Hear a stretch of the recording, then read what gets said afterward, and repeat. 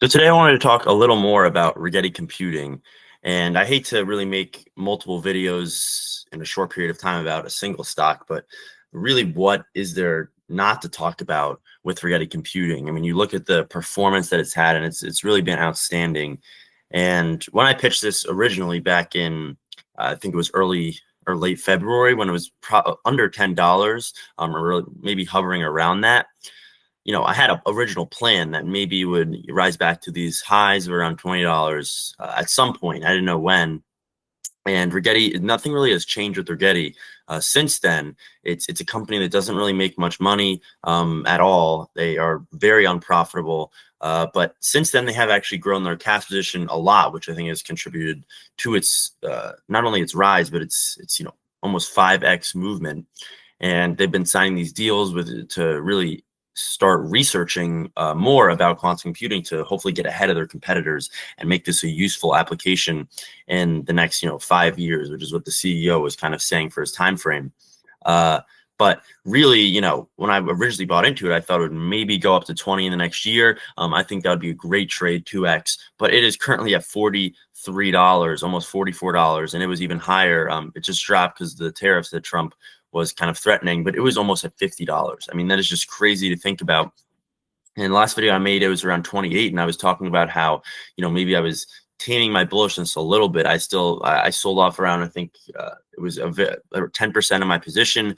Just take some profits and maybe reallocate those profits to other positions that I think maybe had more upside. But, because I didn't really see a world where this would rise all the way up to where it did at 50. And I mean, that is just, it's crazy movement. So I hope that some of you guys were able to get into this position and hopefully see, you didn't even have to see all of the gains that I saw, but even if you got in at 28, you'd be seeing amazing gains. So, that kind of is a lesson that you really should never doubt a stock. This is a huge momentum stock. I think really just when I originally saw this was around 2 billion in market cap. And I think people are just kind of seeing this has the potential to be huge. I mean, we're talking $100 billion stock. So it's so low now, I might as well just buy into it. I think that kind of was the mindset. And I'm not going to go on here and say, oh, it's just going to randomly drop back down to 28 again. I really don't think, I think it's more likely that it sits around these levels, maybe rises up to 50. But the biggest thing that I'm really looking at as to where the next move is going to be their earnings. And their earnings really don't change much. Ever since I've been holding, they've been kind of reporting the same earnings. It's, you look at their revenues, they report pretty much no revenues, and they've been honestly declining. Maybe they'll see an increase this next quarter around mid-November, but I mean, they barely make any money. It's, $7 million or something like that. And then their net incomes are not good. They're losing $165 million, and those aren't getting any really better too. So, ever since I've been holding, if you look at their earnings, usually they'll have a tiny drop period, followed by a rise again. And this is kind of why, you saw this steady rise here. You'd see these occasional tiny drops, 10% drops, 20% drops, but then more rising because investors don't really seem to care about those earnings, the fact that they're really making nothing. But the big thing I think that's been contributing to the stock continuously going up, as I said, is their cash holdings. Every earnings they report that they have more cash and that they're signing these new deals with these. I even talked about how they signed a deal with the Navy before to research this quantum computing and really get their technology, which I believe is the best in the business, to stay at the top. And that's kind of been the case ever since we've really seen this run up. And this run up came without earnings, mind you.